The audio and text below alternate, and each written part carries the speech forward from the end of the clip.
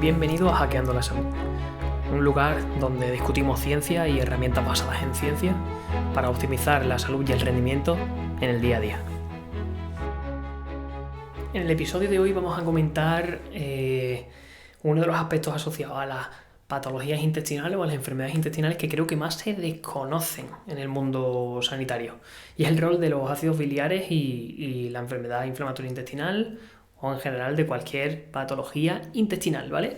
En este episodio vamos a ver qué son estos ácidos biliares, cómo se sintetizan en el cuerpo, vamos a ver qué relación tienen con los microorganismos, vamos a ver qué relación tienen con la inmunidad, vamos a ver qué ocurre con estos ácidos biliares en las enfermedades inflamatorias intestinales y vamos a hacer unas conclusiones finales.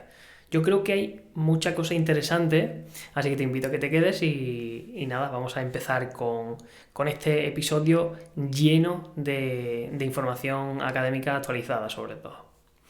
Pero antes de nada me gustaría hacer una pequeña reflexión, y es que interiorizamos que cualquier patología intestinal se tiene que hacer un abordaje A, B y C, ¿no? En todas las enfermedades inflamatorias intestinales, por ejemplo, enfermedad de Crohn, siempre se tiene que abordar con un proceso concreto de pruebas, de antibióticos, de probióticos, de lo que sea, y quiero recalcar que cada enfermedad intestinal, aunque la encasquetemos en un nombre, tiene un abordaje diferente y tiene una investigación diferente, porque al igual que en todas las enfermedades, lo que detona un síntoma lleva detrás un montón de factores que se han puesto de acuerdo para que se refleje en la persona. Por lo cual, siempre recordar que independientemente de que tengamos dos pacientes con migraña o dos pacientes con patología intestinal, con el mismo nombre hay que hacer investigaciones diferentes porque seguramente sus contextos sean diferentes, sus vivencias sean diferentes, etc, etc, etc.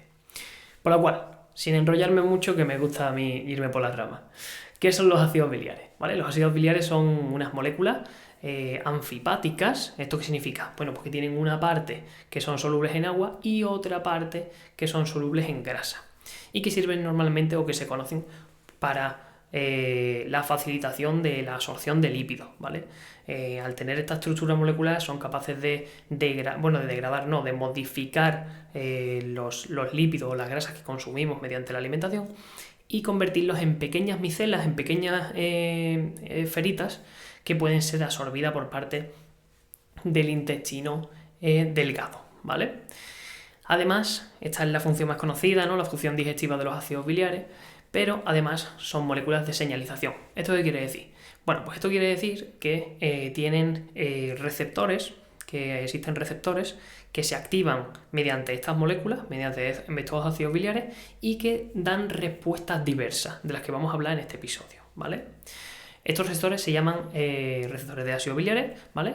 Y que, por ejemplo, en el sistema inmunitario innato, tienen comportamientos muy interesantes que después vamos a desarrollar. Bien, para que entendamos un poquito todo esto de los ácidos biliares, ¿de dónde salen estos ácidos biliares?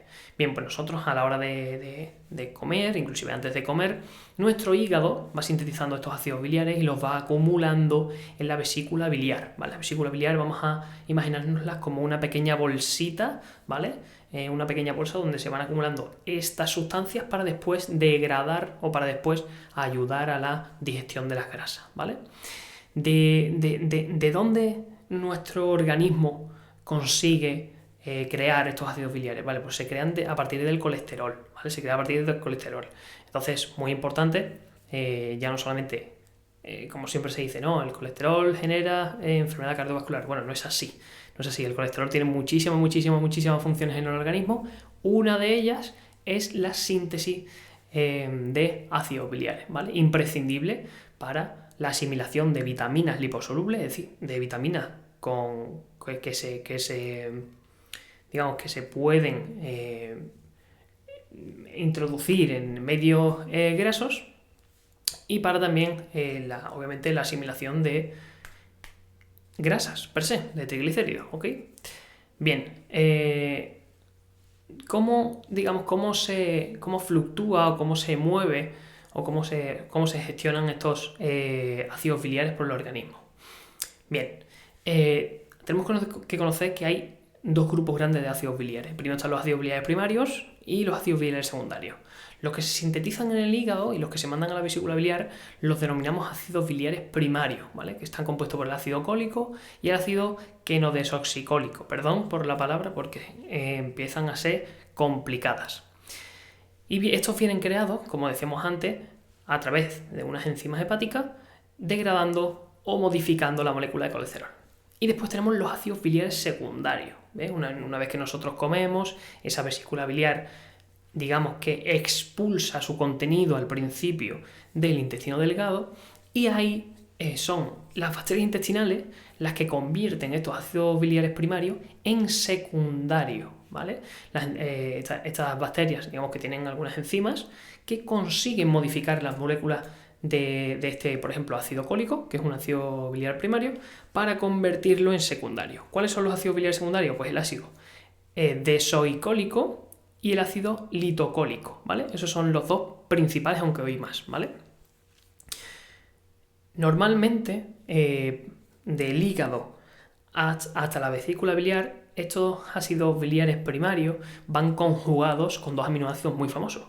Uno es la glicina y uno es la taurina. Se dice que en ratones casi el 90% de las conjugaciones de estos ácidos biliares primarios se hacen a través de la glicina, y en los humanos es aproximadamente en un ratio de 3:1.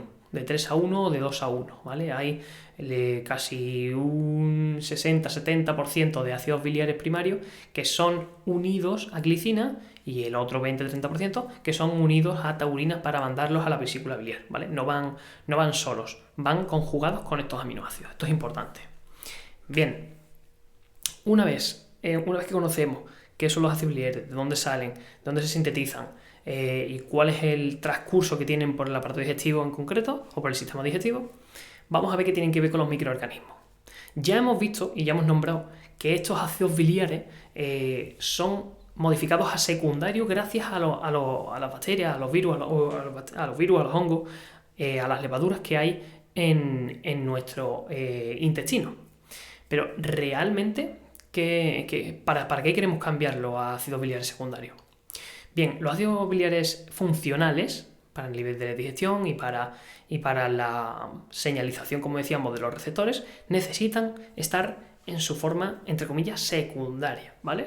De hecho, para que veáis cómo funciona un poco y el reciclaje tan óptimo que tiene el organismo humano, cuando, digamos, el contenido digestivo, la mezcla de alimentos con todos estos jugos gástricos, jugos biliares, etc., va bajando por el intestino y llega al ilion distal, a una parte final del intestino delgado, se producen procesos de reabsorción por unos receptores diferentes que se llaman receptores apicales de ácidos biliares dependientes de sodio, que son los que vuelven a través de la circulación enterohepática a meter hacia adentro esos ácidos biliares que hemos expulsado para reciclar y que no haya un esfuerzo metabólico intenso de síntesis de ácidos biliares constantemente que agote los recursos digamos, de otros esfuerzos fisiológicos que tiene que hacer el organismo para mantener la supervivencia, ¿no?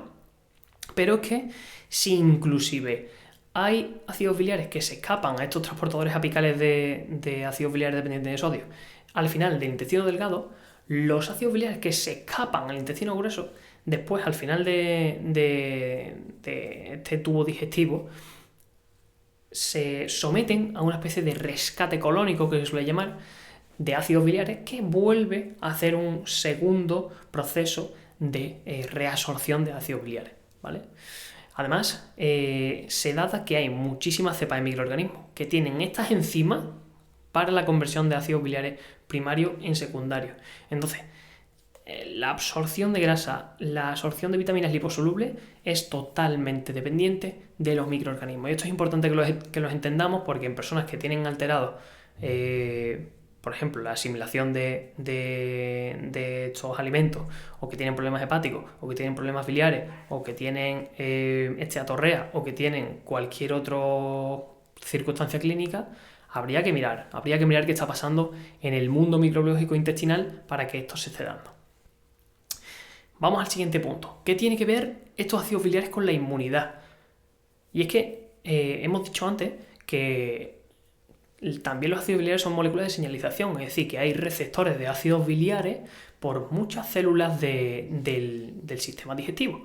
Por ejemplo, las células intestinales, las células hepáticas también tienen receptores de estos ácidos biliares, las células musculares del intestino, las células neuronales del intestino, todas estas tienen receptores de ácidos biliares. ¿Esto qué significa? Pues significa que tienen funciones específicas cada vez que se le une un ácido biliar a ese receptor, ¿vale? Es importante. Por lo cual, sabemos que hay muchas células inmunitarias, sobre todo del sistema inmunitario innato, que tienen o que están repletas de estos receptores. Y tiene mucho sentido, pensadlo. Imaginaros que nosotros estamos comiendo. Cuando estamos comiendo necesitamos que nuestro sistema inmunitario, sea mucho más tolerante. Porque si no, a cualquier toxina, a cualquier resto de compuesto que no sea identificado correctamente por el sistema inmunitario, responderíamos súper mal a la comida, tendríamos un síntoma intestinal que provoque, por ejemplo, diarrea, o que provoque vómitos, o que provoque cualquier otro síntoma clínico asociado a problema intestinal, y estaríamos dificultando muchísimo la absorción de nutrientes, que es indispensable para la supervivencia. Entonces, cuando hay una secreción de estos ácidos biliares, estos ácidos biliares impactan en células inmunitarias del intestino y les dicen, oye, tranquilizarse hasta que nos vayamos, tranquilizarse hasta que se acabe la digestión, para que el proceso de nutrición, de digestión, de absorción sea lo más correcto posible y no haya una distracción inmunitaria que impida, digamos, la inclusión de nutrientes, obviamente fundamentales para el desarrollo del rendimiento humano, vamos a decirle, ¿vale? Además, se está viendo en las investigaciones que el balance de los ácidos biliares en el intestino es el que promueve diferentes comportamientos inmunitarios. Se ve que en sujetos sanos hay muchísimos más ácidos biliares secundarios que ácidos biliares primarios. Digamos que esa sería una proporción saludable dentro de un intestino sano. Pero es que vemos, cuando analizamos o bien animales de experimentación, o bien sujetos humanos con enfermedad inflamatoria intestinal o con procesos de disbiosis denominada como alteración de microorganismos en el intestino, vemos que tienen un perfil totalmente diferente. Es decir, que tienen ácidos biliares secundarios muy bajos y ácidos biliares primarios muy altos. Y esto propicia también un contexto en el que el sistema inmunitario, por ejemplo, los receptores de ácidos biliares del sistema inmunitario no se activen, porque los primarios, recordemos, que quizás no hagan diana en estos receptores igual que los secundarios, por lo cual no se generan respuestas tolerogénicas o tolerantes y se genere una sintomatología cada vez que comemos. Esto es importante entenderlo porque pasa muchísimo en muchísimos pacientes con patología intestinal y en otros pacientes también con enfermedades autoinmunitarias donde el control del sistema inmunitario es el que brilla por su ausencia. Pero ¿qué pasa con las enfermedades inflamatorias intestinales y los ácidos biliares? Cuando hacemos investigaciones o cuando se datan investigaciones en pacientes que sufren esta patología, se ve que hay una reducción general de ácidos biliares, que hay mala absorción de ácidos biliares, que hay cambios en la composición de los ácidos biliares cuando tienen un brote sintomatológico. Obviamente tienen el perfil que hablamos antes, tienen más ácidos biliares primarios y menos ácidos biliares secundarios, tienen una problemática o tienen unas circunstancias que les impide la conversión correcta de esos ácidos biliares primarios a secundarios para convertirlos en funcionales. Y vemos también cómo hay una reducción en algunos casos del volumen total y de la diversidad de microorganismos. Haciendo esto, que haya un mayor sobrecrecimiento de patógenos, de protobacterias y de otras circunstancias que convierten el intestino en un entorno donde todo se está efectuando de forma, antisalud y que puede perpetuar la enfermedad e inclusive empeorar el cuadro clínico. Como conclusión, no podemos ser simplistas en las patologías intestinales. Si os fijáis, hemos hecho un podcast de casi 15 minutos solamente hablando de una de los factores que pueden estar ocurriendo en una patología intestinal. Como esto, os puedo sacar otros 15 puntos importantes que se deben de mirar en contextos intestinales, y ya no en contextos intestinales, sino en otras enfermedades, inclusive neurodegenerativas, inclusive cardiovasculares, etc, etc, etc.